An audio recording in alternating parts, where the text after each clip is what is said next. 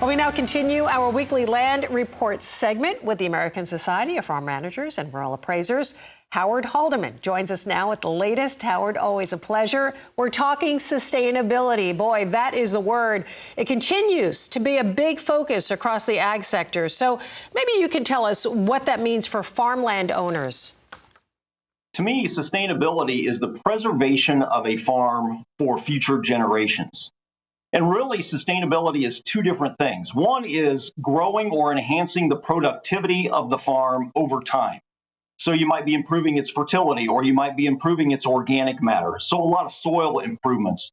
But in addition, it means that that farm is financially viable long term. And that means success both for the landowner as well as the farmer. Sometimes those are one and the same people.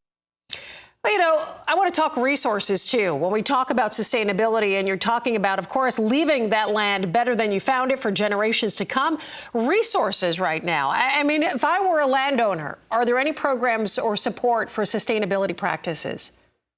Great question, and there are. So the United States Department of Agriculture, USDA, offers a variety of sustainability or conservation programs through the Natural Resource Conservation Service. There are offices in most counties around the country that you can access those programs. Sometimes that's Conservation Reserve Program, where it's a CRP, buffer strips, waterways, a whole host of options exist there. In addition, there are also some carbon credit programs that various companies are offering. And so a farmer or a landowner can be paid for sequestering carbon, little like what you see on the video here, where we're holding that carbon in the soil. And you can be compensated for that.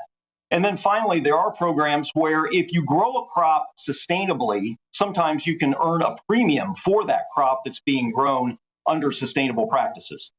Great information. First steps or advice that you'd like to leave our farmers, producers with? I really think that a landowner just needs to investigate what sustainability means for the soils and the farm operations that exist in their area, and then look at how they can start to ease into it. This is not a wholesale change overnight. And so starting to make little tweaks and changes into your production practices is the way to start. That's great advice, Howard. Sometimes I think when people think of the whole thing, it can become a little overwhelming. So taking those minor steps toward that to achieve the goal. Great stuff. Howard, thank you as always for joining us. Howard Halderman with the American Society of Farm Managers and Rural Appraisers. Appreciate him being here.